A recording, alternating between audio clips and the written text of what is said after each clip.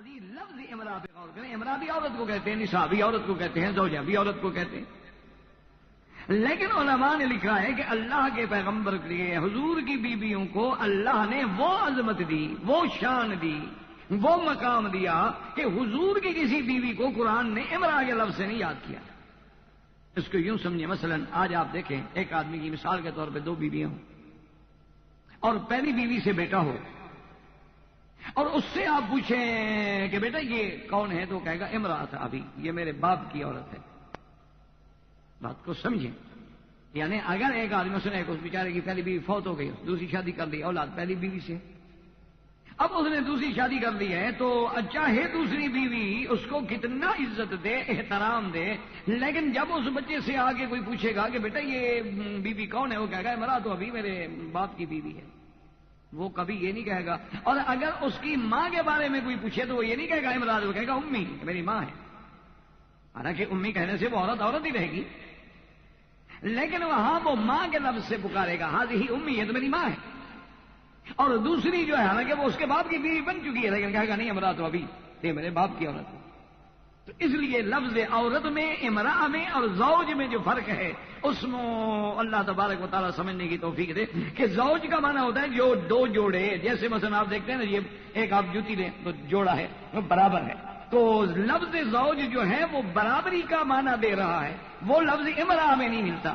تو اللہ نے حضور کی بیویوں کو یہ شرف دیا کہ لفظ ازواج کے ساتھ یاد کیا, یا ایھا النبی قل لازواجک وبناتک ونساء المؤمنین, یا ایھا النبی قل لازواجک ان کنتن تردن الحیاۃ الدنیا وزینتہا, یا ایھا النبی قل لازواجک. اور جیسے پہلے آپ نے اس آیت مبارک میں پڑھا تھا کہ یا ایھا النبی لم تحرم ما احل اللہ لک تبتغی مرضات ازواجک, زوج یعنی اللہ نے حضور کی بیویوں کو اتنا اونچا کیا کہ حضور کی شان کے برابر لے آئے, زوج حضور کے برابر. تو یہ شرف بھی حضور صلی اللہ علیہ وسلم کی بیوی. تو اسی لیے جہاں ہم نے الحمدللہ ان خواتین کا اختصار کے ساتھ ذکر پڑھا ہے جن کا ذکر اللہ کے قرآن میں ہے, تو اسی ضمن میں اب ہم ان خواتین مبارک کا بھی اختصار کے ساتھ اپنے ان دروس کے اندر ذکر کریں تاکہ میری بیٹی کے لیے, میری بہن کے لیے ایک اسلام کا سچا نمونہ آ گیا. سب سے پہلے تو آپ قرآن کے اسلوب بیان پہ غور کریں کہ آخر قرآن مقدس نے یہ سارا ابواب جو ہے, سارا رکوع مبارک جو ہے, سارا خطاب حضور کی بیویوں کو, یا نساء النبی من یأت منکن بفاحشہ ومن یقنط منکن للہ ورسولہ وتعمل صالحا یا نساء النبی لستن کأحد من النساء وقرن فی بیوتکن واذکرن ما یتلی فی. سارا خطاب جو ہے نا حضور کی بیویوں کو آ رہا ہے. وجہ کیا ہے؟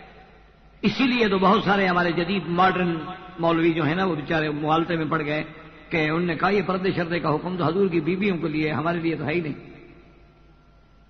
انہوں نے کہا یہ جتنے احکام آئے ہیں پردے کے, جتنے آج کل ہمارے ماڈرن اور جدید مجتہدین ہیں نا, اللہ ہدایت دے ہمیں بھی انہیں بھی, تو وہ اسی بیچارے مغالطے میں پڑ گئے اور اصل بات کو سمجھ ہی نہیں سکے. انہوں نے کہا کہ جناب یہ تو سارا اسلوب بیان اور سارا خطاب اور سارے فرامین جو ہیں حضور کی بیویوں کے لیے جاری ہوئے, لیکن ان مجتہدین کے پتہ نہیں دماغ میں کوئی پرزہ ڈھیلا ہوتا ہے.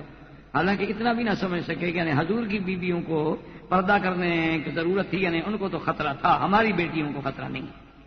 کم از کم اتنا ہی سمجھ لیتے تو کچھ تو عقل آ جاتا. یعنی نبی کی بیوی کو خطرہ تھا, ہماری بیٹیوں کو خطرہ نہیں, کیونکہ ہماری بیٹیاں تو ماشاءاللہ بڑے پاکیزہ ماحول میں پروان چڑھ رہی ہیں. کچھ تو غیرت ہوتی, کچھ تو سوچ ہوتی کہ ہم کیا کہہ رہے ہیں منہ سے. اصل میں اسلوب قرآن کو سمجھے نہیں. یاد رکھو کہ سارے قرآن نے آخر یہاں حضور پاک کی بیویوں کے لیے, یعنی پورے اندازہ کریں کہ سورۃ الاحزاب میں اور سورۃ النور میں اور سارے احکام, اور اس میں تو سیدھا خطاب ہی حضور کی بیویوں کو ہے اور کسی کو بظاہر خطاب ہی نہیں. اس کی وجہ کیا؟ اس کی وجہ کے سمجھنے کے لیے تھوڑا سا غور کریں. یہ ہے کہ اللہ نے حضور پاک پہ قرآن بھیجا اور قرآن کے احکام کا نمونہ کس کو بنایا؟ محمد الرسول اللہ صلی اللہ علیہ وسلم. اور اسی لیے قرآن نے ہمیں کھول کے کہا کہ لقد کان لکم فی رسول اللہ اسوۃ حسنہ. تمہارے لیے نمونہ کیا ہے؟ محمد. اب ہمارے لیے حضور نمونہ ہے, نماز میں نمونہ, عبادات میں نمونہ, اعتقادیات میں نمونہ, عمل میں نمونہ, اقوال میں نمونہ, افعال میں نمونہ, غزوات میں نمونہ، جہاد میں نمونہ، اسفار میں نمونہ، حضر میں نمونہ، ہر عمل میرے مدنی کا قیامت تک کے لیے نمونہ۔ اس بات کو ذرا تھوڑی سی توجہ کریں گے انشاءاللہ تو بات سمجھ آ جائے گی، اور اگر توجہ ہی اس طرف نہ ہو تو پھر تو بات سمجھ آ نہیں سکتی۔ وہ ایک طالب علم تھے نا جی، تو وہ پڑھ رہے تھے، تو استاد متواتر، چونکہ استاد کو عادت ہوتی ہے نا طلباء کو پڑھانے کی، تو اللہ کی رحمت ہے تو ہم آگے پیچھے ادھر ادھر آخر تک کو دیکھ لیتے ہیں کہ کیا ہو رہا ہے، عادت ہوتی ہے نا، کیونکہ آدمی کلاس میں جو بیٹھتا ہے کلاس کو دیکھتا ہے، ادھر کلاس کو دیکھنے کی عادت ہو جاتی۔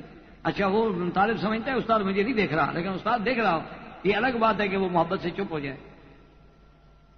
حضرت نور الحسن شاہ بخاری رحمۃ اللہ علیہ ایک دفعہ تقریر فرما رہے تھے، مجھے یاد ہے، یہ جیسے میز ہے نا، حضرت ایسے کرسی پہ بیٹھے تھے، تو ایک آدمی بالکل جو میز کے قریب بیٹھا تھا نا، وہ بیچارہ سو رہا ہے۔ اچھا وہ بالکل میز کے چھپا ہوا تھا، میز کے نیچے، حضرت یوں بیٹھے ہوئے نا، وہ تو بالکل میز کے نیچے، حضرت کے سامنے ہی نہیں۔ تو ایک دو دفعہ خیر وہ درود شریف کہہ کے حضرت نے جگانے کو، بھائی درود شریف پڑھیں تو جگانے کی کوشش کی، ایک آدھا دفعہ ڈالے، تکبیر ہو گیا، جگانے کی کوشش ہوئی، لیکن وہ بھی اللہ کی رحمت سے کوئی ٹھیک تھا ماشاءاللہ، وہ اسی طرح سوتا رہا۔ تو آخر حضرت کو کہنا پڑا کہ سامنے بیٹھ کے دل کو چرائے کوئی، ایسی چوری کی قبر خاک لگائے کوئی۔ تو اب سمجھیے دائیں بائیں والے، پھر تو خیر انہوں نے اس کی نیند کھل گئی اچھی طرح سے۔ تو بہرحال کہنے کا مقصد میرا یہ تھا کہ بات کو ذرا سمجھیں کہ وہ ایک طالب کو استاد پڑھا رہے تھے، اور وہ طالب جناب بڑے غور سے بیٹھا ہوا ہے، ایک دفعہ استاد نے دیکھا، دوسرے دفعہ دیکھا، تیسرے دفعہ دیکھا، چوتھے دفعہ دیکھا، آخر اس نے کہا اللہ کے بندے اتنا مشکل سبق ہے، تم کیا سوچ رہے ہو؟ اس نے کہا بس میں یہ سوچ رہا تھا کہ اللہ میاں نے دو آنکھیں نہیں، اگر تیسری دیتے تو وہ کہاں لگتی؟ انہوں نے کہا جی میں یہ سوچ، آپ استاد ہیں، آپ کے سامنے جھوٹ نہیں بولتا، تو انہوں نے کہا میں یہ فکر کر رہا تھا کہ دیکھو اللہ میاں نے ہمیں دی ہیں دو آنکھیں، چلو اگر تیسری بھی دے دیتے تو وہ کس جگہ فٹ کی جاتی؟ تو استاد نے ایک اور طالب سے پوچھا کہ یار اس کا مسئلہ حل کرو، تم بتاؤ کہاں لگائے؟ اس نے کہا جی پیچھے لگا دیتے، پھر دو آگے تو ہیں۔ تو اس نے کہا جی یہ بڑا بیوقوف ہے، پیچھے لگانے کا کیا، یوں کر کے جب ہم دیکھ سکتے ہیں تو پیچھے آنکھ لگانے کی کیا ضرورت؟ یہ تو غلط بات۔ تو تیسرے طالب نے کہا، اس نے کہا یار پھر وہ یہ ہے کہ بھئی وہ گھٹنے پہ لگا دی جاتی، چلو تاکہ نیچے کا جو زمین وغیرہ ہے وہ چلنے میں کانٹے وانٹے ہوتے ہیں، کوئی کیڑا مکوڑا ہوتا ہے وہ اچھی طرح سے۔ انہوں نے کہا بیوقوف آدمی گرے گا تو آنکھ ٹوٹ جائے گی، وہاں لگانے کا کیا فائدہ، وہ ایسی جگہ لگانے کا کیا فائدہ؟ وہ تو آدمی گرتا رہتا ہے، جو گر گیا تو گھٹنے پہ ہوگی تو گئی وہ تو ختم۔ تو استاد نے کہا کہ بابا اس کا مسئلہ حل نہیں ہوگا، اس فلسفی سے خود پوچھو کہ بھئی تم نے آخر کیا سوچا ہے، کہاں ہونی چاہیے؟ کہا ہاں استاد دیکھیں اب آپ نے عقل کی بات کی ہے، یہ تو میرے جیسے جینیس آدمی کا کام ہے جو بتا سکتا ہے، ہر کسی کا کام تھوڑا ہے۔ اللہ میں آنکھ تیسری دیتے تو ہم یہاں لگاتے، انہوں نے کہا یہاں کیوں لگاتے؟ ان کا گلے میں ڈال کے گلا دیکھ لی، کان دیکھنا ہو کان دیکھ لی، ناک دیکھنا ہو ناک کو چھوڑ کے دیکھ لیا۔ انہوں نے کہا یہ سارا مسئلہ جو ہے تم یہاں لگا دیتے۔ تو اس نے استاد نے کہا کہ بالکل باقی یار باقی تم جینیس آدمی ہو، تم یہ سبق پڑھنا چھوڑ دو، تم یہی کام سیکھو۔ انہوں نے کہا قرآن حدیث تمہاری سمجھ میں نہیں آئے گا، تم اسی کام کو سمجھتے رہو انشاءاللہ العزیز۔ اور پھر انہوں نے کہا اچھا ایک فیصلہ کرو کہ دائیں ہاتھ پہ لگائی جاتی یا بائیں؟ آگے تو استاد ہوتے ہیں، پھر ہم سبق تو طالب کو سمجھا رہا تو پھر استاد کو آتا ہے نا کہ کیسے اس کو ٹھیک کرنا ہے۔ تو ایسے لوگ ہوتے ہیں۔ پرسوں میرے پاس ایک آدمی حرم میں آیا، کہتا ہے 22 سال میں رہا ہوں اور 22 سال سے مجھے حضور پاک کی زیارت ہو رہی ہے، اور رات تو مجھے خود خدا کی زیارت ہوئی ہے، اس نے حکم دیا کہ تم مہدی ہو اور جا کے اعلان کرو۔ میں نے کہا دیکھو بات سنو، مہدی تو بعد میں بنو گے، کافر تو تم ہو گئے۔ اللہ کے بندے کو عقل کی بات، کہا میرا خیال یہ ہے کہ تمہارا معدہ خراب ہے، کسی باطنی ڈاکٹر کے پاس جا کے علاج کراؤ، کیونکہ معدہ صحیح نہ ہو تو ایسے خواب بندے کو نظر آتے ہیں، تو اگر اس سے بھی تمہیں اس فائدہ نہ ہو تو پھر میرے پاس آ جانا۔ مطلب بے وقوف آدمی کو عقل کی بات کرو، کون مہدی ہوگا، کب آئے گا، حضور نے اس کی جو علامات بتائی ہیں، وہ اردو بولنے والا تھوڑا مہدی ہوگا، تو عقل کرو، کیا پاگل ہو گیا؟ میں نے کہا یہاں کسی نے سن لیا نا تو تیرے سارا جو علم تم نے پڑھا ہے نا 22 سال میں، سارا بھی نکال دیں گے انشاءاللہ۔ یہاں تو اہل توحید ہے، جو ان باتوں میں نہیں آتی، تو اپنے ملک میں جاؤ تو وہاں تک کچھ نہ کچھ چل پڑے گا۔ اب جناب استاد نے اس سے کہا بیٹا یہ بتاؤ، تمہاری بات تو ٹھیک ہے، تو واقعی جینیس آدمی ہو، تم نے بہت اچھا مسئلہ سوچا ہے کہ اللہ میاں تیسری آنکھ دیتے تو ہم انگلی پہ لگاتے، لیکن دائیں ہاتھ کی یا بائیں ہاتھ کی؟ اب جناب وہ چکر ہے، اس نے کہا دیکھو بائیں ہاتھ میں ہو تو جب استنجا کرو گے تو آنکھ کدھر جائے گی، اور اگر دائیں میں ہو تو جب کھانا کھاؤ گے تو آنکھ تو نازک سی چیز ہے، اس میں تو ذرا سا بھی کوئی ٹیشو پڑ جائے تو بس یہی ہو جاتی ہے، تو سارا کھانا تو آنکھ میں پڑ جائے گا، کبھی آنکھ سالن میں پڑی ہوگی کبھی چاول میں پڑی ہوگی، تو سیدھی بات کیوں نہیں کرتے کہ اللہ کا جو فیصلہ ہے وہ ٹھیک ہے؟ تو اس لیے میرے خیال میں یہ میں محنت تو ایسے اکثر بعض اوقات مجھے بھی خیال ہوتا ہے کہ میں محنت تو فضول کر رہا ہوں، کہ بلا وجہ محنت کی جائے اس پہ کہ بھئی نہ سمجھے خدا کرے کوئی والی بات ہو تو کیا کرے آدمی، لیکن عادت ہو گئی ہے کریں۔ تو بہرحال میرا عرض کرنے کا مقصد یہ تھا کہ جو لفظ ازواج میں عزت و عظمت کا اظہار ہے وہ لفظ امرا میں نہیں ہے۔ حضور نے حضور کی بیویوں کتنا مقام ہے۔ تو اب یہ حضور کا سارا باب جو ہے وہ بیویوں کے ذمن میں کیوں آیا، اس بات کو ذرا سمجھو کہ ہمارے لیے نمونہ کون ہے۔ اللہ نے فرمایا اقیم الصلاۃ، نماز قائم کیسے کریں۔ اب صلاۃ کا معنی تو صلاۃ بھی ہے، صلاۃ کا معنی دعا بھی ہے، صلاۃ کا معنی رحمت بھی ہے۔ هو الذی یصلی ان اللہ وملائکۃ یصلون علی النبی۔ اسی طرح صلاۃ کے تو کئی معنی آتے ہیں، تحریک الصلوین بھی ہے۔ اگر صلاۃ اللہ کی طرف سے ہو تو اور معنی ہے، بندے کی طرف سے ہو تو اور معنی ہے، ملائکہ کی طرف سے ہو تو اور معنی ہے۔ اللہ نے تو کہہ دیا اقیموا الصلاۃ، تو ہم کیسے نماز قائم کریں گے؟ تو سرکار دو عالم جو ہے وہ ہمارے لیے نمونہ ہے۔ اس لیے حضور نے فرمایا کہ صلو کما رأیتمونی اصلی، کہ تم اس طرح اب نماز پڑھو جیسے میں پڑھوں۔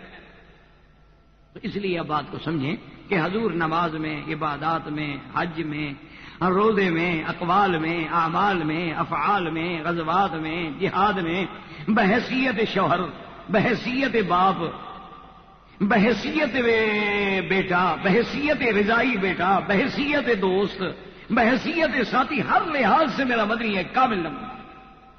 لیکن یاد رکھیں آخر اللہ کا پیغمبر عورت تو نہیں بن سکتے۔ اللہ کا پیغمبر جو ہے ہر بات میں نمونہ تو ہے، لیکن جو مسائل عورت کے ہیں اس میں چونکہ نبی نمونہ نہیں بن سکتے تھے، ان میں اللہ نے مقام و عزت و عظمت و رجولیت جو رکھی ہے وہ اپنا ایک مقام ہے۔ تو اس لیے سارے قرآن میں اللہ نے یہ خطاب کیا تاکہ قیامت تک کے لیے خواتین کے لیے پھر اسوہ کون ہوگا، وہ ازواج محمد مصطفیٰ۔ اس لیے سارا خطاب ان کو کیا گیا، ساری آیات میں ان کو مخاطب کیا گیا کہ اب تم صرف عام عورتیں نہیں ہو، لستن کاحد من النساء، تم محمد مصطفیٰ کی بیویاں ہو، اور تم نے قیامت تک نمونہ بننا ہے حضور کی امت کے لیے۔ یہ نہیں کہ سارا حکم ان کے لیے تھا اور ہمارے لیے نہیں ہے۔ اس طرح تو یہ بھی کہہ سکتے ہیں اقیمنا الصلاۃ کا حکم بھی ان کو تھا کہ نمازیں قائم کرو، ہمارے لیے نماز کا حکم ہی نہیں ہے۔ اتینا الزکوٰۃ، زکوٰۃ دینے کا حکم بھی صرف ان کے لیے تھا، ہمارے لیے نہیں ہے۔ وہ تو انشاءاللہ جب اللہ توفیق دیں گے اور ہم پردے کے مسئلے پہ اپنے درس کا آغاز کریں گے اللہ کی توفیق سے، اصل تو اللہ کے ہاتھ میں ہے، وہ بولنے دیں، توفیق دیں نہ دیں۔ تو اسی زمانے میں ہم نے جہاں یعنی المرأة جن کا ذکر قرآن میں تھا وہ عورتیں، اب وہ عورتیں جو حول رسول صلی اللہ علیہ وسلم کہ جو میرے مدنی محمد مصطفیٰ کے سامنے ہیں، اب ان پہ نظر ڈالیں کہ ان کا کیا مقام ہے۔ تو ان میں سب سے پہلے سیدہ خدیجہ رضی اللہ تعالی عنہ۔ سیدہ خدیجہ رضی اللہ تعالی عنہ جو ہیں بہت بڑا قریشی خاندان ہے اور بہت مکے کے بڑے عظیم خاندان سے اور بڑے رئیس خاندان سے ہیں، اور آپ نے پہلے بھی 2 شادیاں فرمائی ہیں۔ پہلے خاوند کا نام ابو حالہ تھا اور دوسرے خاوند کا نام عتیق ابن عائش۔ سیدہ خدیجہ کا جو دوسرا خاوند ہے اس کا نام عتیق ابن عائش۔ اس کے بعد بیوی جو ہیں وہ بیوہ ہو گئی، ان سے اولاد بھی تھی، لیکن سیدہ خدیجہ رضی اللہ تعالی عنہ بہت بڑی امیر اور بہت بڑی غنیہ اور بہت بڑی تاجرانہ ذہن رکھنے والی خاتون تھی۔ اسلام تجارت سے منع نہیں کرتا کہ عورت جو ہے وہ تجارت نہ کرے، یا اسلام عورت کو یہ نہیں محروم کرتا ہے کہ وہ کسی جائیداد کی وارث یا مالک نہیں بن سکتی، لیکن اس کے لیے کچھ حدود و قیود ہیں۔ اب اس کا معنی یہ تو نہیں ہوتا جی کہ آپ کہیں کہ جی میرے پاس گاڑی ہے، بہت طاقتور گاڑی ہے، انجن اس کا بہت مضبوط ہے، اور یہ میری شخصی آزادی کا تقاضا ہے کہ میں جیسے چلاؤں، میری مرضی آئے تو میں ٹریفک اشارہ توڑ دوں، میری مرضی آئے تو نہ توڑوں، میری مرضی آئے تو میں اس کو پہاڑ پہ چڑھا دوں، یہ آزادی میں داخل ہے؟ تو کہیں گے پاگل ہو گیا۔ کار کا مقام سڑک ہے، ٹریفک کے اشارے سے رکنے پر ہمارا اپنا فائدہ ہے، یہ تو قانون ہے، نظام ہے۔ یعنی حیرت یہ ہوتی ہے کہ انگریز اور مستشرقین ہم سے یہ مطالبہ کرتے ہیں کہ ٹریفک کا قانون بھی کوئی نہ توڑے، لیکن اگر وہ اللہ کے قانون کی پابندیاں نہیں جی یہ تو شخصی آزادی میں دخل دیا جاتا۔ تو سیدہ خدیجہ رضی اللہ تعالی عنہا نے حضور صلی اللہ علیہ وسلم کے بارے میں، آپ کے بارے میں بہت شان کی باتیں سنی، تو آپ نے ایک دن حضور صلی اللہ علیہ وسلم کو بلایا اور کہا کہ یا محمد صلی اللہ علیہ وسلم، ساری دنیا میرا مال لے کے تجارت کرتی ہے، آپ کیوں نہیں تجارت فرماتے؟ فرمایا کہ میرے پاس تو مال ہے نہیں۔ نے کہا سنا تو مال میں دیتی ہوں، پیسے میں دیتی ہوں، آپ مال لے جائیں، اور اس میں آپ کا ہمارا حصہ ہوگا، پیسہ میرا ہوگا، کام آپ کا ہوگا، اس میں مسئلہ بھی۔ حضور راضی ہو گئے۔ بی بی خدیجہ رضی اللہ تعالی عنہا کا ذکا دیکھیں، فہم دیکھیں کہ ان کے غلام تھے میسرہ. میسرہ کو آپ نے ساتھ بھیجا کہ تم حضور صلی اللہ علیہ وسلم کے ساتھ سفر میں جاؤ. ایک بات تو یہ ہے کہ حضور کا پہلا سفر تجارت ہے اور آپ نے پہلے کبھی تجارت نہیں کی، تو آپ کو مشورہ دے سکو. اور دوسری بات یہ ہے کہ تم نے حضور صلی اللہ علیہ وسلم کے سفر میں آپ کی پوری حرکات پہ، سکنات پہ، ہر بات پہ نظر رکھنی اور مجھے واپس آ کے بتانا ہے. اللہ کی شان ہے یار، حضور کا مقابلہ کون کر سکے. حضور صلی اللہ علیہ وسلم نے یہ کیا کہ مکہ سے جاتے ہوئے بھی مال لے گئے، وہاں پہ اچھا وہاں کچھ مال لے کے وہی ویسے بیچ دیا، اور پھر وہاں سے مال لے کے آئے، وہ آگے مکہ میں بھیجو تو نفع ساری دنیا سے بڑھ گیا. حضور صلی اللہ علیہ وسلم نے تو گویا ایک پیسے کو، یعنی مقصد یہ ہے کہ 2 دفعہ 3 دفعہ 4 دفعہ پھیر دیا.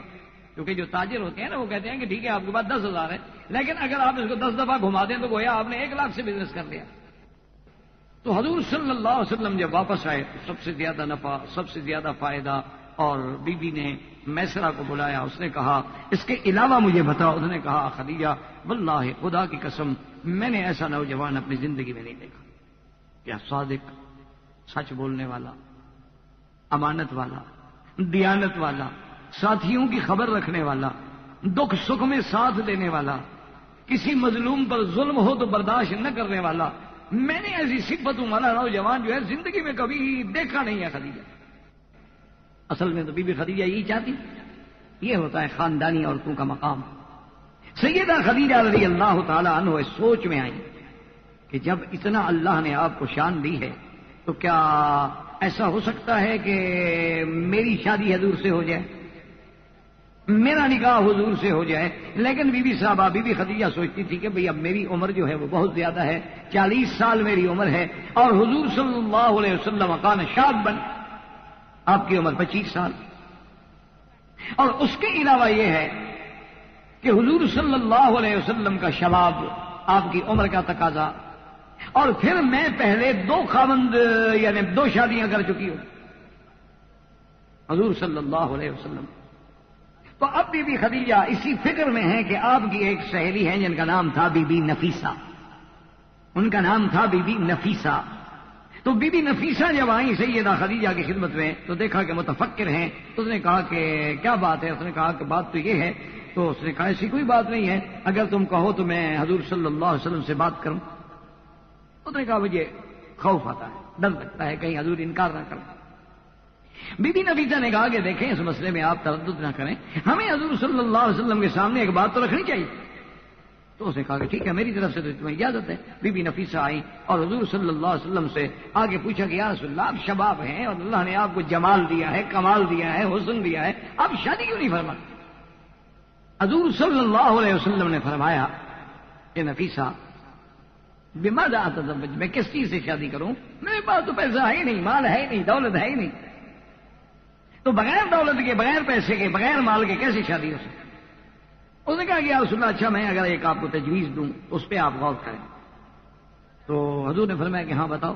اس نے کہا حضور آپ کا کیا خیال ہے بی بی خدیجہ کے بارے میں؟ کیا خیال ہے سیدہ خدیجہ کے بارے میں؟ آپ کا کیا خیال ہے؟ سیدۃ النساء ہے، سیدۃ القوم ہے، اور اتنا بڑا خاندان ہے. حضور مسکرائے اور آپ نے فرمایا کہ بی بی نفیسہ کیا کہہ رہی ہو؟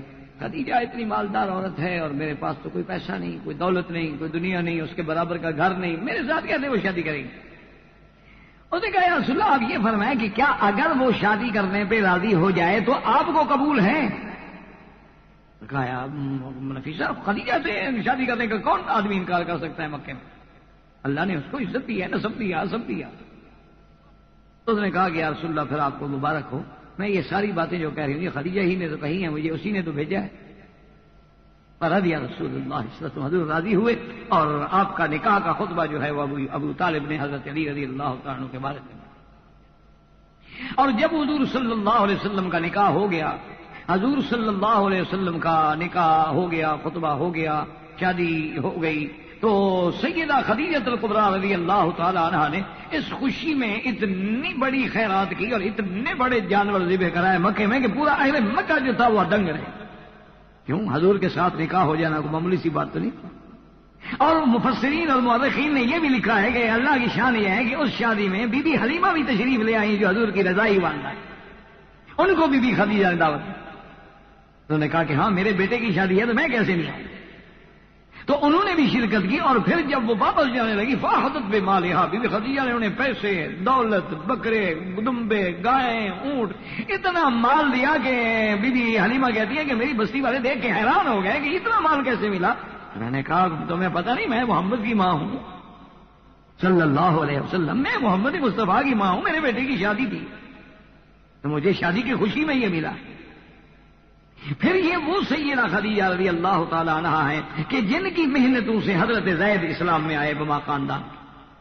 پھر یہ وہ سیدہ خدیجہ رضی اللہ تعالی عنہا ہیں کہ جب حضور سب سے پہلی وحی اتری تو حضور بی بی خدیجہ کے گھر میں آئے کہ زملونی زملونی. اور ایک روایت میں یہ ہے کہ خود پہلے بی بی خدیجہ نے کہا کہ کلا لا یخزیک اللہ ابدا، میرے مدنی آپ کیوں گھبرا رہے ہیں، آپ کو اللہ کبھی رسوا نہیں کریں گے. انک لتصل الرحم اور وتعین فی نوائب الحق، اور آپ تو مظلوموں کی مدد کرتے ہیں، صلہ رحمی کرتے ہیں، حق کی باتوں کی مدد فرماتے ہیں، آپ کو اللہ پاک کبھی پریشان نہیں کریں گے. اور ایک بات میں یہ بھی روایت میں آتا ہے کہ سیدہ خدیجہ کا یہ مقام ہے عورت کا کہ اس نے کہا کہ ابشری یا ابن ام، جو چاچے کے بیٹے آپ کو مبارک ہو، انک نبی جو ہادی الامہ، اس امت کے نبی ہیں آپ.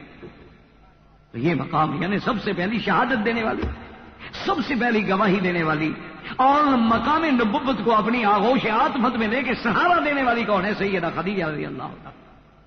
اور اس کے بعد بی بی خدیجہ نے کہا کہ یا رسول اللہ اگر آپ کا اطمینان نہیں ہوتا ہے تو برکت بن نوفل کے پاس لے کے جانے والی کون ہے؟ بی بی خدیجہ ہے. تو جب برکت بن نوفل نے سارا واقعہ سنا تو اس نے کہا ابشری خدیجہ، خدیجہ تجھے مبارک ہو، نبی ہذہ الامہ، یہ محمد مصطفیٰ اس امت کا نبی ہے، اور اس پر وہی فرشتہ اترا ہے جو موسیٰ و عیسیٰ علیہ السلام پہ اترا کرتا تھا.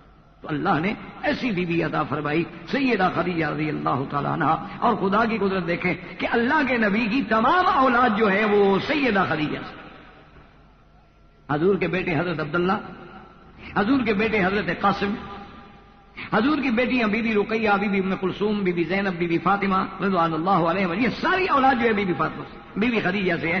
صرف ایک بیٹے ہیں حضور کے حضرت ابراہیم جو بی بی ماریہ قبطیہ سے. تو یہ سارا شرف جو ہے اللہ تبارک و تعالی نے سیدہ خدیجہ رضی اللہ تعالی عنہا کو دیا. اور اس کے بعد سیدہ خدیجہ یہیں وفات ہوئی سرزمین مکہ میں، اور اسی جنت المعلیٰ کے قبرستان میں دفن ہوئی. تو اللہ تبارک و تعالی نے حول النساء حول الرسول، اپنے نبی کے ارد گرد میں جو خواتین رکھی، ان کے کردار پہ، ان کے عمل پہ، ان کے کریکٹر پہ، ان کی ذہانت پہ، ان کے علم پہ، ان کی فقاہت پہ نظر ڈالیں تو سمجھ آئے گی قرآن کی یہ آیات کے واقعی نساء النبی کی لستن کآحد من النساء، تم عام عورتیں نہیں ہو، تم تو حضور کی امت کے لیے قیامت تک نمونہ ہو. اللہ پاک ہمیں حضور صلی اللہ علیہ وسلم کی اتباع، آپ کی اقتداء اور آپ کے نمونے پہ چلنے کی توفیق عطا فرمائے. اور دعا کریں کہ اللہ اس بلد الامین کو اور حرمین الشریفین کو قیامت تک ہر مفتن کے فتنے سے محفوظ فرمائے اور ہر مفسد کے فساد سے محفوظ فرمائے. اس کو امن کا گہوارہ بنائے اور اس کے امن استقرار کو قیامت تک بحال فرمائے. اور ہمارے چند ناعاقبت اندیش لوگوں کی وجہ سے اللہ ہمیں رسوا نہ کرے کافروں کی نظر میں. الحمد للہ وکفا والصلاة والسلام علی خاتم الانبیاء سیدنا محمد المصطفى وعلى آلہ المجتبى.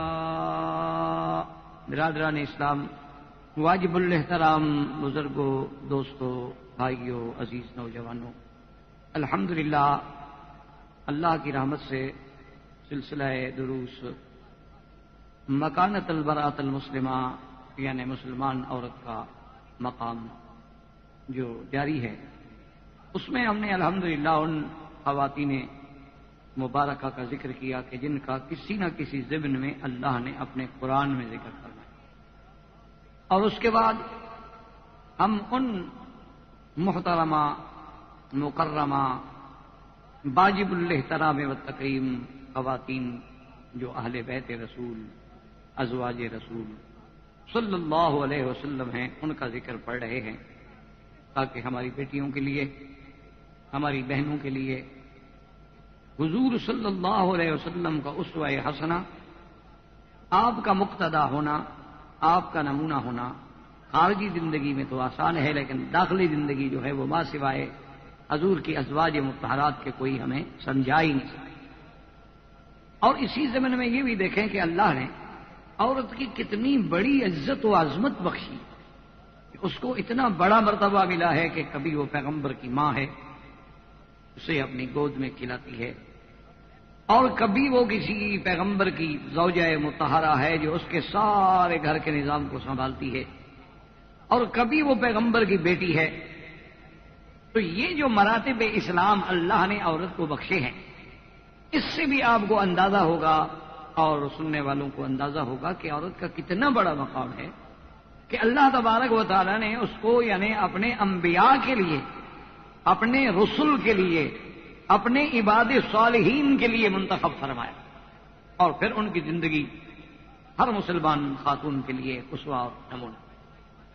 تو اسی ضمن میں ہم نے سیدہ عائشہ رضی اللہ تعالی عنہ کا ذکر پڑھا تھا، اور یہ متفق علیہ بات ہے کہ اللہ نے سیدہ عائشہ صدیقہ رضی اللہ تعالی عنہا کا اتنا بڑا شرف ہے کہ بحیثیت عالمہ اور بحیثیت شاعرہ، بحیثیت فقیہہ، بحیثیت محدثہ، بحیثیت فرائض و میراث کے علم کی ماہرہ، یعنی کسی بھی حیثیت میں دیکھیں تو سیدہ عائشہ کا ایک مقام۔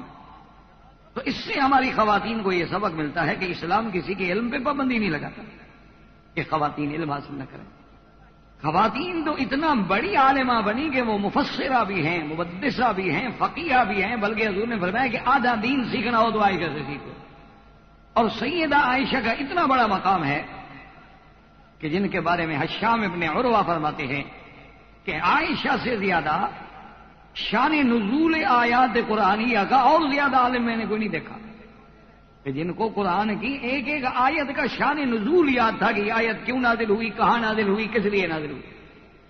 اسی طرح فرماتے ہیں کہ انصاب کے علم میں نے بی بی عائشہ سے کوئی بڑا نہیں دیکھا، فرائض کے علم میں، ایام عرب کے علم میں، نے تاریخ کہ عرب پہ کیا بیتی۔ تو اتنے بڑے عالمہ، محدثہ، مفسرہ، اور پھر اس سے بڑی کیا بات ہوگی کہ المبرات من السماء، کہ جس کی برات اللہ نے آسمانوں سے نازل کی۔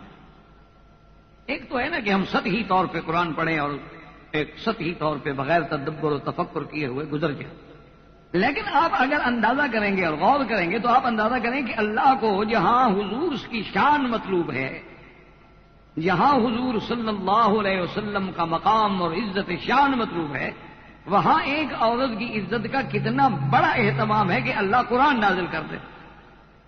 ورنہ زیادہ سے زیادہ بات تو اتنی تھی نا جی کہ حضور کو مطمئن کرنا تھا، اللہ آپ کے دل میں بات ڈال دیتے کہ بی بی عائشہ پاک، اللہ جبریل علیہ السلام کو بھیج دیتے کہ جی بتلا دو کہ بی بی آپ کی پاک ہے، آپ بلا وجہ پریشان نہ ہو۔ اور جب کہ حضور خود مطمئن ہیں، لیکن اس کے باوجود اللہ نے عورت کی عزت و عصمت کی حفاظت کا اتنا بڑا اہتمام فرمایا کہ قرآن میں ایک رکوع سے زیادہ آیات نازل کی جو قیامت تک پڑھی جائیں گی تاکہ عورت کی شان بلند ہے۔ تو جو خدا اور جو اسلام اس طرح ایک عورت کو مقام بخشتا ہے، تو اگر اس اسلام کے بارے میں مستشرقین یا اعداء اسلام یا اعداء دین لوگوں کے ذہنوں میں غلط فہمیاں پھیلائیں کہ نہیں جی اسلام نے تو عورت کو نعوذ باللہ قید کر دیا ہے، اور اسلام نے تو عورت پہ پابندی لگا دی ہے کہ عورت گاڑی نہیں چلا سکتی، عورت کالج نہیں جا سکتی، عورت یونیورسٹی نہیں جا سکتی، عورت بغیر پردے کے باہر نہیں نکل سکتی، اسلام نے تو اس بیچاری کی تمام حقوق انسانی ختم کر دی۔ انا للہ و انا الیہ راجعون، خرد کا نام جنو رکھ دیا اور جنو کا نام خرد، جو چاہے تیرا حسن کرشمہ ساز۔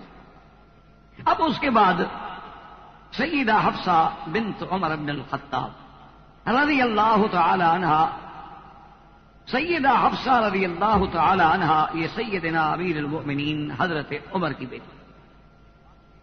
سیدہ حفصہ رضی اللہ تعالی عنہا کی پہلے شادی ہوئی، پہلے شوہر کے بعد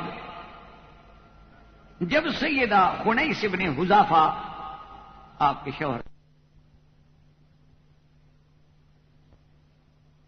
نوجوان بیٹی جو ہے بیوہ ہو گئی، اور اسلام یہ ہمیں حکم دیتا ہے وَأَنكِحُوا الْأَيَامَ کہ اگر عورتیں بیوہ ہو جائیں ان کی شادی کرو، ان کو عضو معطل نہ بناؤ۔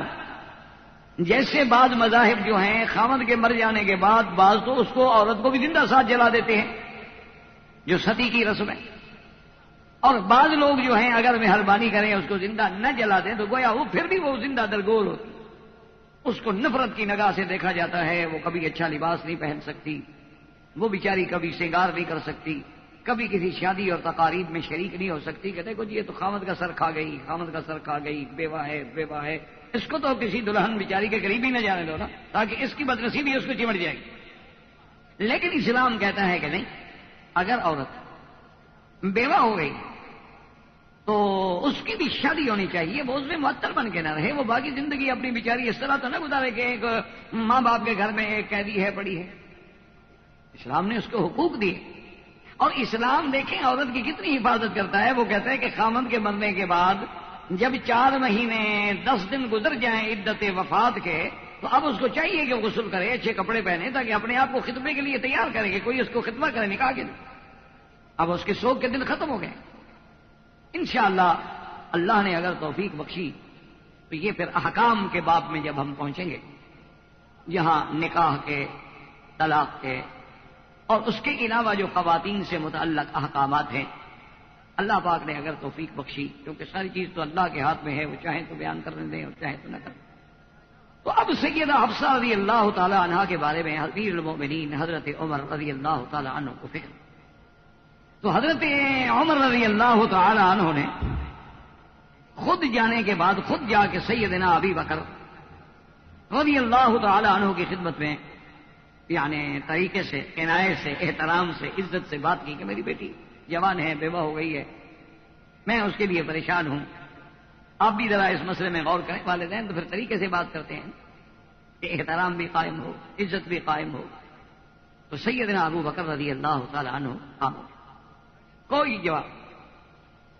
اس کے بعد کچھ دنوں کے بعد چونکہ سیدنا عثمان رضی اللہ تعالی عنہ کی بیوی بھی فوت ہو چکی تھی، اور سیدنا عثمان رضی اللہ تعالی عنہ جو ہے ان کا ایک مقام تھا صحابہ میں، حیا میں، سخا میں، جود و کرم میں، عظمت میں، نسب میں، ہر لحاظ سے ایک مقام تھا۔ تو امیر المؤمنین حضرت عمر رضی اللہ تعالی عنہ نے انہیں بھی اشارتاً اور ہدایتاً اپنی بیٹی کے بارے میں بات کی۔ حضرت عثمان بھی خاموش۔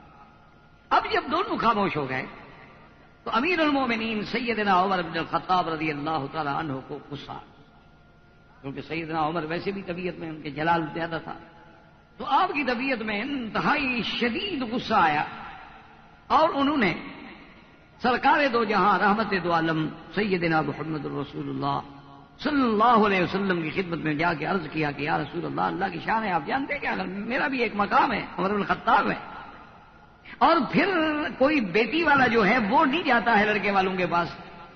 عام طور پہ جو رواج ہے وہ یہی ہوتا ہے کہ بھئی لڑکے والے جو ہیں وہ آگے پیغام دیتے ہیں، وہ آگے رشتہ طلب کرتے ہیں، وہ آگ کے درخواست کرتے ہیں، لڑکی والے اس پہ غور کرتے ہیں، پھر ہاں نہ ہمیں جواب دیتے ہیں۔ لیکن یہ تو بہت بڑی بات ہے کہ لڑکی والا خود جا کے اپنے آپ کو پیش کرے، لیکن اسلام اس بات سے منع نہیں کرتا۔ اسلام کہتا ہے کہ اگر لڑکی کے والدین بھی کسی کو کہیں تو یہ کوئی عیب نہیں، اور نہ اس میں کوئی استحیاء ہے اور نہ اس میں کوئی شرم ہے۔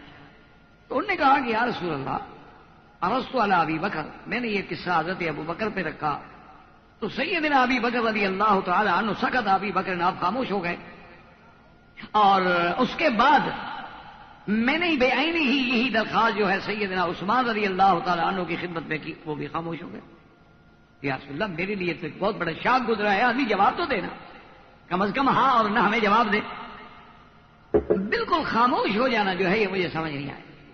تو ظاہر رسول اللہ صلی اللہ علیہ وسلم حضور مسکرائے، آپ نے فرمایا عمر غصہ نہ کرو، تمہاری بیٹی سے وہ بندہ رشتہ کرے گا جو ابو بکر و عمر سے بہتر ہے، ابو بکر و عثمان سے بہتر ہے، اور عثمان اس لڑکی سے شادی کرے گا جو تیری بیٹی سے بہتر ہے۔ اب حضرت عمر کہتے ہیں کہ مجھے بات سمجھ رہی، انہوں نے کہا اس میں اب صحابہ میں تو سب سے بڑا مقام ابو بکر رضی اللہ عنہ کا ہے، پھر حضرت عمر کا ہے، پھر عثمان کا ہے، پھر سیدنا علی رضوان اللہ علیہ مجمعین خلفائے راشدین کا ہے۔ کہتی ہیں کہ وما مضى الا يسيرا، تھوڑے دن گزرے کہ سرکار دو جہاں صلی اللہ علیہ وسلم نے مجھے اپنی بیٹی کے نکاح کے لیے پیغام دیا۔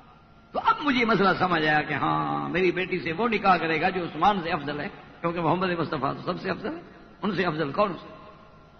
اور پھر حضرت عثمان کے ساتھ جب سیدنا محمد الرسول اللہ کی بیٹی کا شادی ہوئی، حضور کی بیٹی ان کی بیوی بنی، تو سمجھ آ گئی۔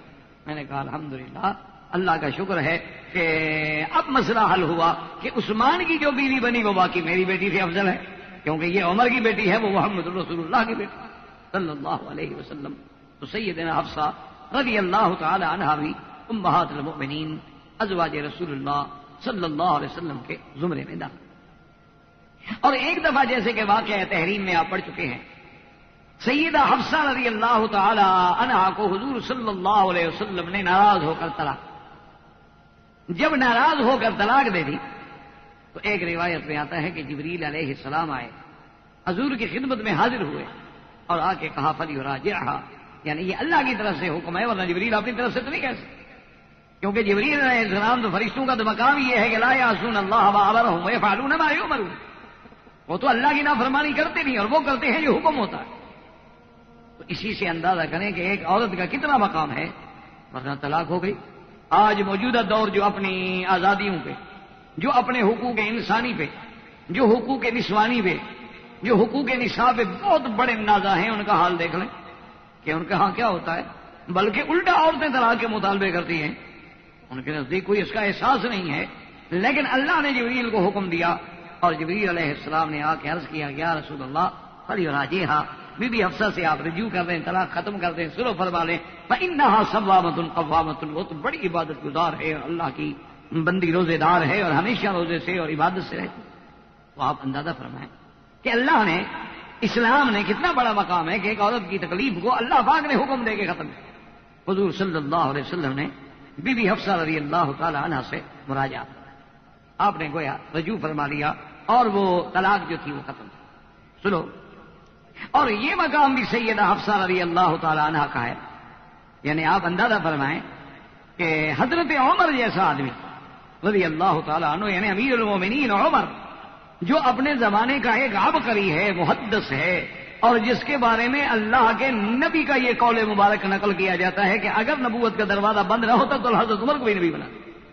اتنا بڑا آدمی، لیکن عورت کا کتنی بڑی عظمت ہے کہ بی بی حفصہ کے پاس آتے ہیں اور آ کے کہتے ہیں کہ بیٹی مجھے ایک مشورہ دو کہ ایک عورت اپنے خامند سے زیادہ کتنا عرصے تک جدا رہ سکتی ہے، کیونکہ یہ مسئلہ عورتوں سے تعلق رکھتا ہے کہ بھئی ایک خامند اور بیوی کو آپس میں کتنا دن علیحدہ رہنا چاہیے زیادہ سے زیادہ. تو بی بی حفصہ ہنس پڑی، کہا ابا جان آپ نے قرآن نہیں پڑھا؟ یعنی بی بی حفصہ کا مقام دیکھو گے، اپنے باپ حضرت عمر سے کہہ رہی ہے کہ ابا جان آپ نے قرآن کا مطالعہ نہیں فرمایا؟ نے کہا بیٹی قرآن شریف میں تو کہیں نہیں لکھا ہوا ہے کہ ایک عورت اور مرد آپس میں کتنے عرصے تک میاں بیوی جدا رہ سکتے ہیں. اور میں ابا آخر اللہ نے ایک عورت کی وفات کے بعد جو عدت رکھی ہے، چلو متعلقہ کی عدت تو 3 مہینے ہوگی، لیکن زیادہ سے زیادہ عدت متوفی عنہا زوجہا کی ہے نا، کہ جس کا خاوند مر جائے وہ 4 مہینے 10 دن تک سوگ میں رہے، اس عرصے میں وہ نکاح نہیں کر سکتی، اس کو کوئی خطبہ نہیں کر سکتا ہے. تو انہوں نے کہا کہ جب اللہ نے یہ مدت رکھی ہے تو اس کا معنی ہے کہ اللہ جانتے ہیں نا کہ اس سے زیادہ عورت کو جدا نہیں رہنا چاہیے، تو بس زیادہ سے زیادہ اتنا عرصہ میاں بیوی جدا رہے، اس سے زیادہ نہ رہے. تو سیدنا عمر رضی اللہ تعالیٰ عنہ نے غور کرنے کے بعد اپنے تمام گورنرز کو اور اپنے تمام کمانڈرز کو حکم جاری فرما دیا کہ آئندہ جو مجاہدین اسلام جائیں ان کو 6 مہینے کے اندر لازمی چھٹی دی جائے کہ وہ گھر واپس آئے.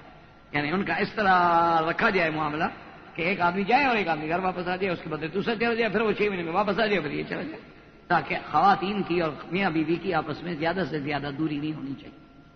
ویسے چونکہ اتفاق سے ایک بات چل نکلی ہے تو مسئلہ سمجھ لیں کہ جیسے ہمارے یہاں اس ملک میں لوگ کنٹریکٹ پہ آتے ہیں، 2 سال کے کنٹریکٹ ہوتے ہیں اور بیویاں نہیں لا سکتے ہیں، بعض کو اجازت بھی ہے تو ان کو یعنی تنخواہ اجازت نہیں دیتی، یا بعض بیچارے جو ہیں ان کی تنخواہ بھی ہو لیکن کوئی قانونی رکاوٹیں ہوتی ہیں. تو اس میں علماء یہ کہتے ہیں کہ اگر میاں بیوی دونوں مطمئن ہیں اور دونوں اس بات پہ راضی ہیں اور بیوی خوشی سے اپنے شوہر کو اجازت دیتی ہے کہ تم 1 سال یا 1.5 سال یا 2 سال کے لیے باہر جا سکتے ہو اور اس چھٹی میں جب موقع ملے تو آ جاؤ، اور خاوند بھی مطمئن ہے کہ میری بیوی کی عزت، عصمت، نان، نفقہ، گھر خرچہ، حفاظت کا باقاعدہ انتظام موجود ہے، تو اس قدر بھی رضامندی سے علیحدہ ہو سکتے ہیں. اس میں کوئی نکاح میں فرق نہیں پڑتا کہ دونوں راضی ہیں اور مطمئن. یہ شرط ہے کہ وہ بیوی مطمئن اور خاوند بھی مطمئن ہو کہ میری بیوی کی عزت جو ہے محفوظ ہے، مثلا اس کے ماں باپ ہیں یا اپنی بیوی کے ماں باپ ہیں، یعنی جو اس کے حالات ہیں وہاں اس کو رکھے اور نان، نفقہ، خرچہ، عزت، اور اس کے بعد وہ سال میں 1 دفعہ چھٹی جاتا ہے یا 2 سال کے بعد وہ ایک دفعہ چھوٹی جاتا ہے تو اس سے کوئی ایسی بات نہیں، اسلام اس کی بھی اجازت دیتا ہے، لیکن آپس میں مصالحہ۔ تو اب بی بی حفصہ کے کہنے پہ حضرت عمر رضی اللہ تعالی عنہ نے یہ حکم جاری کیا۔ اسی طرح دیکھیں کہ جب سیدنا عثمان رضی اللہ تعالی عنہ نے مصحف عثمانی جیسے کہ آج ہمارے پاس موجود ہے، کیونکہ حضور کی زندگی مبارک میں قرآن پاک کو باقاعدہ جمع نہیں کیا گیا، قرآن موجود ہے، لکھا ہوا ہے، سفینوں میں بھی موجود ہے، سینوں میں بھی موجود ہے، لیکن جمع کر کے ایک کتابی شکل نہیں دی گئی۔ یہ کام سیدنا ابو بکر کے دور سے شروع ہوا اور سیدنا عثمان کے دور پہ ختم ہوا رضوان اللہ تعالی علیہم اجمعین۔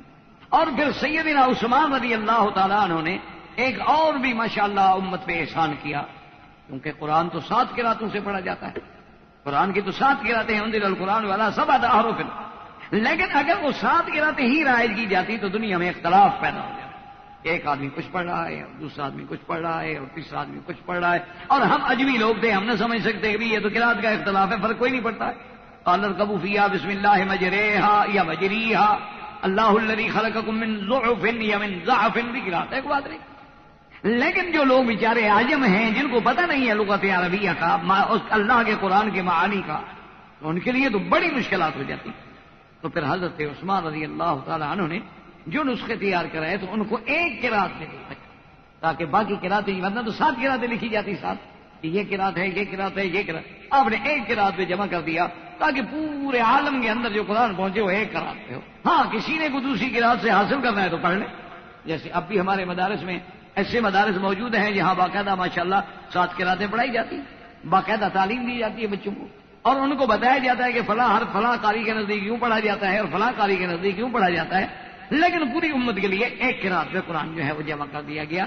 تو یہ اعزاز جہاں سیدنا عثمان کو ملا ہے، وہاں اس اعزاز میں عورت کا بھی حصہ ہے کہ وہ مصحف نقل کرنے کے لیے جو حضرت عثمان نے لیا وہ بی بی حفصہ کا رضی اللہ تعالی عنہا۔ اسی سے آپ اندازہ کریں کہ اسلام نے عورت کو کتنا بڑا مقام بخشا ہے کہ حضرت عثمان نے وہ مصحف جو قلم سے لکھا ہوا بی بی حفصہ کے پاس موجود تھا اس کو لیا اور اس سے اپنی کتاب کو ملایا، اور اس کے بعد پھر بی بی حفصہ کو واپس کیا گیا۔ تو رضی اللہ تعالی عنہا وارضاہا، اور یہ آپ پڑھ چکے ہیں، جانتے ہیں، اور 1000 دفعہ سن چکے ہیں کہ جو آدمی کسی نیکی کے عمل کی بنیاد رکھے قیامت تک جب تک وہ نیکی ہوتی رہے گی تو اس بنیاد رکھنے والے کو بھی ثواب ملے گا۔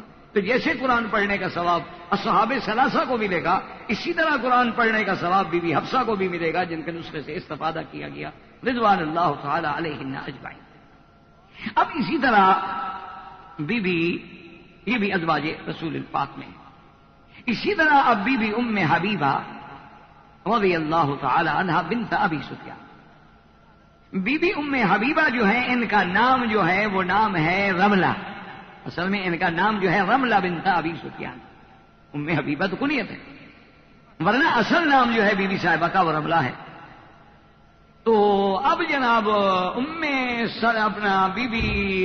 ام حبیبہ رضی اللہ تعالی عنہا نے شادی کی، نکاح ہو گیا۔ اچھا اس کے بعد خدا کی شان ہے کہ دونوں مسلمان ہو گئے، بی بی ام حبیبہ بھی مسلمان ہو گئی، شوہر بھی مسلمان ہو گئے۔ مسلمان ہونے کے بعد جب مسلمانوں پہ شدت کا دور آیا، تکلیفوں کا دور آیا، مشقتوں کا دور آیا، تو انہوں نے ہجرت کی حبشے کی طرف، کیونکہ حبشہ میں نجاشی بادشاہ تھا۔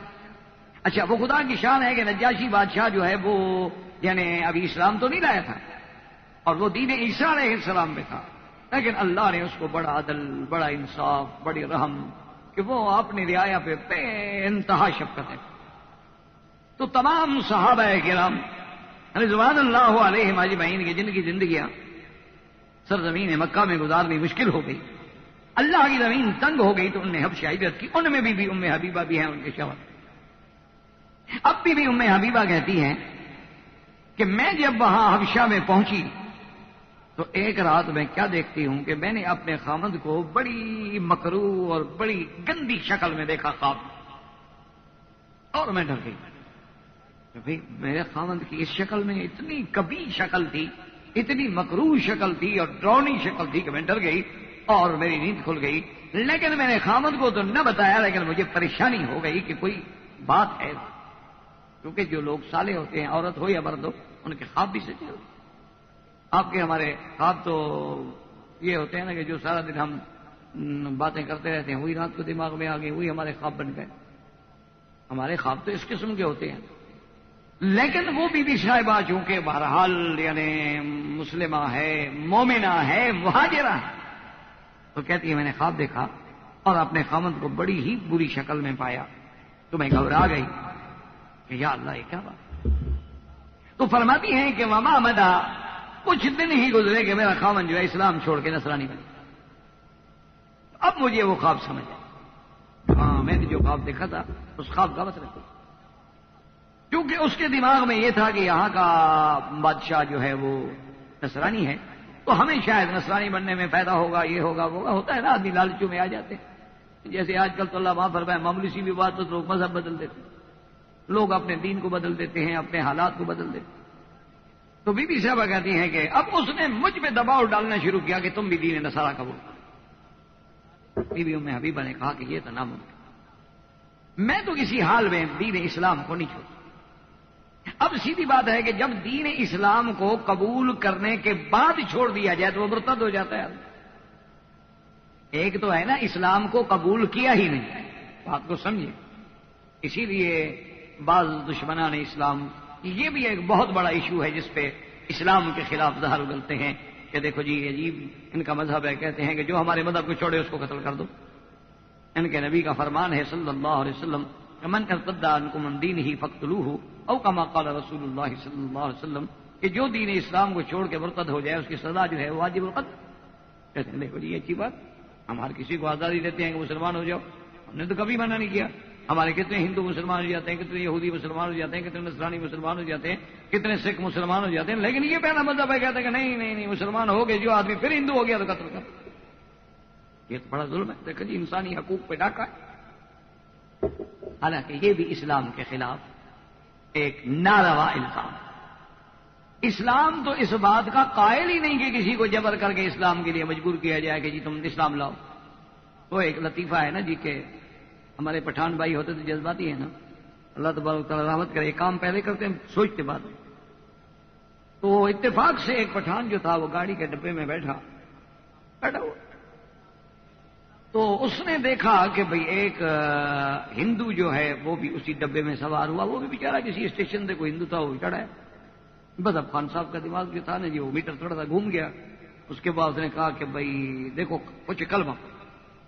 اب وہ بیچارہ کہے بھئی میں ہندو ہوں، میں مارواڑی ہوں، میں ہندو آدمی، میں کیسے کلمہ پڑھوں؟ مجھے کلمہ آتا ہے کہ میں کلمہ پڑھوں، اور میں کیوں پڑھوں؟ میرا اپنا ایک مذہب ہے، دھرم ہے میرا. اور نے کہا دیکھو ہم زیادہ بات نہیں سنتے، ہم بس بات یہ کرتی ہے کیونکہ ان کے ہاں مرد جو ہے مؤنث ہوتا ہے اور عورت مذکر ہوتی ہے. اللہ فرماتی ہے میں کہتا ہوں. عجیب ہوتے ہیں بادشاہ لوگ ہوتے ہیں، سچے لوگ ہیں. سچے لوگوں میں یہ بات یاد رکھو نا، ان کے اندر پھر وہ منافقت نہیں ہوتی نا. عدم خلوص کے بندوں میں ایک خامی، اسی لیے آدم نے کہا تھا کہ عدم خلوص کے بندوں میں ایک خامی ہے کہ ستم ظریف بہت جلد باز. جو مخلص ہوگا یہ تو منافق ہوتا ہے نا، میٹھی میٹھی باتیں اور نیچے سے کاٹتا رہے گا آپ کو. مخلص آدمی اسی وقت بیچارہ جو کچھ اندر ہوگا اسی وقت نکال کے باہر پھینکے گا، 2 منٹ کے بعد بات ہی کچھ نہیں، غصہ ہے نا بات صاف ہو. یہ جو بہت گہرے ہوتے ہیں نا یہ گہرے پانی کی طرح ڈبو دیتے ہیں آدمی، پتہ ہی نہیں چلنے دیتے کہ بندہ کہاں غرق ہوگا. تو اب پٹھان تو جذباتی لوگ ہے، سیدھا آدمی ہے، مومن ہے تو مومن ہے، کافر ہے تو کافر ہے، سیدھی سی بات ہے. اس میں درمیان والا سٹیج ہے ہی نہیں ان کے اندر. دوست ہے دشمن. تو اس نے کہا دیکھو ہم نہیں جانتی، کلمہ پڑھو. بیچارہ کہے میں کلمہ بھائی میں ہندو ہوں، مارواڑی ہوں، میں کیسے اور نے کہا دیکھ کلمہ پڑھو ورنہ ہم پکڑ کے گاڑی سے باہر پھینک. اب جناب وہ اٹھا، پٹھان اٹھا کے اس کو پکڑ کے دری کھول کے گاڑی سے چلتی ہوئی گاڑی سے باہر پھینکتا ہوں. اس نے کہا دیکھو بس مجھے باہر مت پھینکو، میں کلمہ پڑھتا ہوں. ہاں دیکھو اب ٹھیک ہو گیا، اب سیدھا پڑھو کلمہ. اس نے کہا بھائی مجھے کلمہ نہیں آتا، مجھے کلمہ پڑھاؤ تم. اس نے کہا آتا تو مجھے بھی نہیں. اب جب یہ حال ہو نا جی تو اس کا مطلب یہ ہوتا ہے کہ محض الزام عائد کرتے ہیں. اسلام کسی کو جبر نہیں کرتا. لا اکراہ فی الدین قد تبین الرشد من الغی. خبردار کسی پہ جبر نہیں. ہم نے واضح کر دیا ہے کہ یہ ہدایت ہے، یہ گمراہی ہے، یہ حق ہے، یہ باطل ہے، یہ صدق ہے، یہ کذب ہے. اس کی فمن شاء منکم فلیؤمن ومن شاء فلیکفر. اگر تم اسلام قبول کر کے پھر بغاوت کرتے ہو تو اب تو باغی ہو، اور باغی کی سزا کس نے رکھی موت کے بغیر؟ کوئی دنیا کا مجھے قانون دکھاؤ کسی ملک کا قانون دکھا دو کہ وہ اپنے قانون کا حلف اٹھانے کے بعد اس میں شامل ہونے کے بعد اس سے بغاوت کر رہا ہے تو باقی کی سزا تو ہر جگہ یہی ہے جو اسلام نے رکھی ہے، کوئی نئی بات ہے یہ تو پھر دین اسلام آپ قبول نہیں کرتے نہ کرو، اور اگر آپ نے قبول کر لیا ہے تو اب دوسرے معاشرے میں جا کے تم پھر زہر نہ پھیلاؤ، تو اب اس انگلی کا کٹ جانا بہتر ہے کہ اس میں ایسی بیماری گینگرین ہو گئی ہے کہ آگے بڑھتی جائے گی۔ تو پھر اسلام، ورنہ اسلام تو نہیں کہتا کہ کسی کو مار دو، اسلام تو جبر نہیں کرتا۔ تو اب بھی ام حبیبہ فرماتی ہیں کہ اس نے مجھے بڑی منتیں کی، دباؤ ڈالا، لیکن میں نے ان کو 2 لفظوں میں واضح کر دیا۔ میں نے کہا کہ دیکھو میں مر تو سکتی ہوں لیکن اسلام نہیں چھوڑا، اور تیرا میرا نکاح بھی نہیں رہا، تم کس بات سے مجھ پہ دباؤ ڈال۔ تو اب جناب بی بی صاحبہ جو ہے اب ایک مہاجرہ، ایک وطن سے دور، گھر چھوٹ گیا، اب شوہر نے بھی چھوڑ دیا۔ جب حضور صلی اللہ علیہ وسلم کو اطلاع ملی تو حضور پاک نے نجاشی کو پیغام بھیجا کہ، اور اس کی وجہ یہ بھی تھی کہ چونکہ یہ بیٹی تھی ابی سفیان کی، اور ابی سفیان جو ہے وہ مکے کا سردار اور حاکم تھا، تو سرکار دو عالم نے یہ نہیں کیا کہ اپنے کسی صحابی کو پیغام بھیج دیں، بلکہ عورت کا اتنا احترام کیا کہ اس وقت کے بادشاہ کو پیغام بھیجا کہ تم میرا نکاح کرو اور تم میرے وکیل۔ ورنہ تو حضور کسی صحابی کو پیغام بھیج دیتے کہ تم میرے وکیل ہو، جا کے بی بی سے کہو قبول کر لیتے، نکاح کر دینا، نہ کرے تو نہ کرے۔ لیکن حضور صلی اللہ علیہ وسلم نے نجاشی کو اپنا وکیل بنایا۔ اور اسی میں ایک بات یہ بھی یاد رکھیں کہ ہمارے بعض دوست پوچھتے بھی رہتے ہیں اکثر کہ جی ہم ٹیلی فون پہ نکاح کر لیں، تو ٹیلی فون پہ نکاح نہیں ہوتا، ایک مسئلہ ذہن میں رکھ لیں۔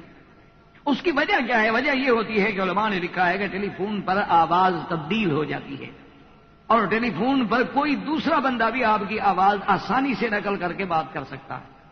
اور تیسری بات یہ ہے کہ اسلام چاہتا ہے کہ میاں بیوی شادی سے پہلے ایک دوسرے کو دیکھ لیں، تاکہ خطیب جو ہے وہ اپنی مخطوبہ کو دیکھ لے اور لڑکی جو ہے وہ اپنے ہونے والے منگیتر کو دیکھ لے، تاکہ بعد کے اندر کسی قسم کی پریشانی کا سامنا نہ کرنا پڑے، خدا نہ خواستہ کوئی لڑکے میں عیب ہے، خدا نہ خواستہ کوئی لڑکی میں عیب ہے، تو ایسا ہوتا ہے۔ تو اب اگر صرف ہم ٹیلی فون پہ ہی رشتے کرتے رہیں تو نہ تو اس نے دیکھا نہ ہم نے دیکھا، آواز کے تبدیل ہو جانے کا اندیشہ الگ۔ یعنی آپ حیران ہوں گے، یہ واقعہ ہے، آپ حیران، یعنی یہ نہ سمجھیں کہ میں لطیفہ بیان، جب لطیفہ ہو تو میں بتا دیتا ہوں کہ یہ لطیفہ ہے، یہ واقعہ ہے، حقیقت ہے۔ مدینہ منورہ میں ایک مولوی صاحب ہے، قاری القرآن ہے، اور بڑا ہی ماشاءاللہ سمجھدار اور بڑا پڑھا لکھا اور بڑا اچھا آدمی اور اچھی عزت والا آدمی۔ اس کی شادی ہوئی تو جب نکاح ہو کے اس بیچارے نے ویزا نکلوایا اور جانے سے اس نے ویزا بھجوا دیا اور اپنی نئی نویلی دلہن کو منگوا لیا، صرف گیا نہیں بیچارہ دیکھا، جب یہاں آیا تو وہ عورت ہی نہیں تھی، وہ خوبصورت تھا، اس کی بیوی بن کے اگلے نکاح کر دیا۔ اب وہ جب آئے تو اس نے کہا تم کو، اس نے کہا مجھے تو مکے مدینے آنے کی تمنا تھی، میں بھی خاموش رہی۔ میں نے کہا چلو مکہ تو دیکھا ہوں گی، اب تمہاری مرضی ہے نکال دو، عمرہ میں نے کر لیا ہے، عورت تو میں ہوں نہیں، تمہاری بیوی تو بن نہیں سکتی، میں تو خسرا ہوں، میں تو کون سا مشکل ہوں۔ تو اس بیچارے نے کہا بھی ٹھیک ہے جاؤ تمہاری مرضی، اس نے کہا حج کرا دو تمہاری مہربانی ہوگی، اس نے کہا ٹھیک ہے حج تک رہ جاؤ۔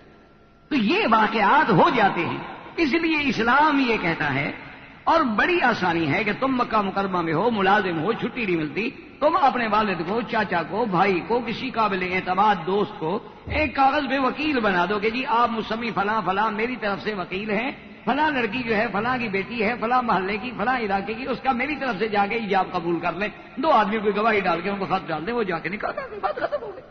نہ کوئی پریشانی ہے، نہ کوئی قصہ ہے، نہ کسی دھوکے کا خوف اور خطرہ ہے۔ تو اس لیے حضور صلی اللہ علیہ وسلم نے حضرت نجاشی کو اپنا وکیل کیا۔ حضرت نجاشی رضی اللہ تعالیٰ عنہ بعد تو اسلام لے آئے، ماشاء اللہ نے انہیں اسلام نصیب فرما دیا۔ انہوں نے ایک صحابی کے ذریعے بی بی رملہ یعنی بی بی ام حبیبہ کو پیغام دیا۔ انہوں نے کہا کہ مجھے سرکار دو جہاں نے اپنا وکیل بنایا ہے، اور بحیثیت وکیل محمد مصطفیٰ صلی اللہ علیہ وسلم میں تمہیں خطبہ کرتا ہوں، دعوت دیتا ہوں نکاح کی، اگر تم حضور سے نکاح قبول کرو۔ تو بی بی صاحبہ نے پھر اپنا وکیل بنایا، اور ان دونوں نے دربار بادشاہ نجاشی میں آ کے، یعنی آپ حیران ہوں گے کہ وہ خطبہ جو نجاشی نے پڑھا ہے حضور کے نکاح، عظیم خطبہ اور عجیب خطبہ ہے جو نجاشی نے، اور اس کے بعد نجاشی نے کہا کہ بحیثیت وکیل کے میں یہ نکاح قبول کرتا ہوں، اور 400 درہم اپنی طرف سے میں حق المہر جو ہے حضور صلی اللہ علیہ وسلم کی طرف سے ادا کرتا ہوں، اور جب بی بی صاحبہ مدینہ منورہ جائیں تو آپ کے ساتھ خادمہ ہوگی، آپ کا بھیجنا، آپ کا پہنچانا، آپ کو مدینہ منورہ عزت و تکریم کے ساتھ بھیجنا، یہ سب میری ذمہ داری۔ اسی لیے وہ ایک عجیب واقعہ ہے نا کہ اللہ کی شان یہ ہے کہ اللہ نے ادھر خیبر کی فتح عطا فرمائی، اور ادھر جناب حبشہ سے حضرت جعفر جو تھے وہ مہاجرین کا وفد لے کے مدینے پہنچے، اور اسی وفد میں بی بی ام حبیبہ بھی ہیں۔ تو حضور نے مسکراتے ہوئے فرمایا کہ لا ندری، میں نہیں جانتا، افرح بفتح خیبر ام بقدوم جعفر، کہ آج میں خیبر کی فتح پہ خوشی مناؤں یا جعفر کے آنے پہ خوشی مناؤں۔ تو یہ وہی پیارا جملہ ہے جو حضور صلی اللہ علیہ وسلم نے اس موقع پہ ارشاد فرمایا تھا۔ تو اب بی بی ام حبیبہ جو تھی وہ حضور صلی اللہ علیہ وسلم کی زوجہ بنی۔ بی بی ام حبیبہ رضی اللہ تعالی عنہ ازواج مطہرات میں سے ہیں، زوجات رسول میں ہیں۔ ایک دن ان کے والد ابی سفیان، یہ اس وقت کا قصہ ہے جب صلح حدیبیہ میں معاہدہ ہوا تھا، اور وہ سیرت النبی میں الحمدللہ آپ سن چکے ہیں۔ اور پھر اس معاہدے کو مشرکین نے توڑا، خلاف ورزی کی۔ جب مشرکین نے اس معاہدے کو توڑا، اور حضور صلی اللہ علیہ وسلم نے بھی پھر حکم دے دیا کہ جب تم لوگوں نے معاہدہ توڑ دیا تو بات ختم، کیونکہ یہ تو طے تھا بھی کوئی معاہدے کی خلاف ورزی نہیں کرے گا، میں نے تو نہیں کی۔ تو اب پریشان ہوئے مکے والے، تو انہوں نے ابو سفیان کو بھیجا کہ کسی طرح جا کر حضور کو راضی کرو کہ اس معاہدے کو رہنے دیں، قبول فرما دیں، بلکہ اور میعاد بڑھا دیں۔ تو بہرحال ایک طویل واقعہ ہے، ابی سفیان آ گئے۔ اب ابی سفیان جو ہے تو سیدھی بات ہے کہ آخر آپ کی بیٹی ہے، ام حبیبہ جو ہیں وہ ابی سفیان کی بیٹی ہے۔ تو آپ سیدھی بی بی رملہ کے گھر میں آئے، اور گھر میں جب داخل ہوئے، اور جو بستر ایک بچھا ہوا تھا، وہ کیا بستر تھا، ایک عام سیدھا سا ایک ٹاٹ کا ٹکڑا تھا، تو بستر بچھا ہوا تھا، تو جلدی سے بی بی حفصہ نے اس کو لپیٹا اور دور کر کے رکھ دیا۔ تو ابی سفیان نے کہا کہ اچھا، معلوم ہوتا ہے کہ اس بستر کو تم نے میرے قابل نہیں سمجھا کہ میں اس پہ بیٹھوں، تم کوئی اور اچھا بستر ڈالنا چاہتی ہو۔ تو نے کہا کہ لا واللہ یا ابی، اس نے کہا خدا کی قسم ابا جان یہ بات نہیں ہے۔ تو اس نے کہا پھر کیوں تم نے اٹھا لیا، چلو جیسا بھی ہے۔ انہوں نے کہا نہا فراش رسول اللہ وانت مشرک نجس۔ انہوں نے کہا کیا بات کرتے ہو، یہ میرے مدنی محمد مصطفیٰ کا بستر ہے جس پہ سرکار دو عالم بیٹھتے ہیں، اور تم تو مشرک ہو، مشرک پلید ہوتا ہے، انما المشرکون نجس۔ تو میں کیسے آپ کو اس بستر پہ بیٹھنے کی اجازت؟ ابی سفیان کہنے لگا اچھا، مجھ سے جدائی کے بعد تو تم ام حبیبہ بہت بدل گئی ہو، اب تو نعوذ باللہ تمہاری عادات بھی بدل گئی ہیں، اور نعوذ باللہ تم تو بہت ہی غلط روایات کی عادی ہو گئی، یہی تمہیں اسلام نے سکھایا ہے۔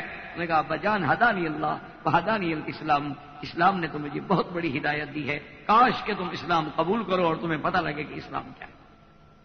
بہرحال لیکن ابو سفیان کی بات حضور نے قبول نہ کی، ابی سفیان واپس چلے گئے۔ بعد میں ابی سفیان مسلمان ہو گئے رضی اللہ تعالی عنہ، لیکن یہ مقام تھا بی بی یعنی ام حبیبہ کا، یہ عظمت ہے اس کی دل میں حضور صلی اللہ علیہ وعلی آلہ واصحابہ وسلم کی، کہ وہ برداشت نہیں کرتی کہ فراش رسول پہ کوئی آدمی بحیثیت کفر کے بیٹھے۔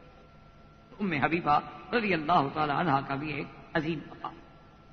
اور اسی طرح ازواج رسول میں، زوجات رسول میں بی بی ام سلمہ، ان کی شادی جو ہے عبداللہ ابن عبد الاسد المخزومی، ان کے شوہر کا نام جو تھا، جو پہلا شوہر ہے اس کا نام تھا عبداللہ ابن عبد الاسد المخزومی، ان سے شادی ہوئی اور بڑے خوبصورت جوان تھے اور بڑا، اور بی بی ام سلمہ کو بھی اللہ نے بڑا جمال دیا رضی اللہ تعالی عنہ۔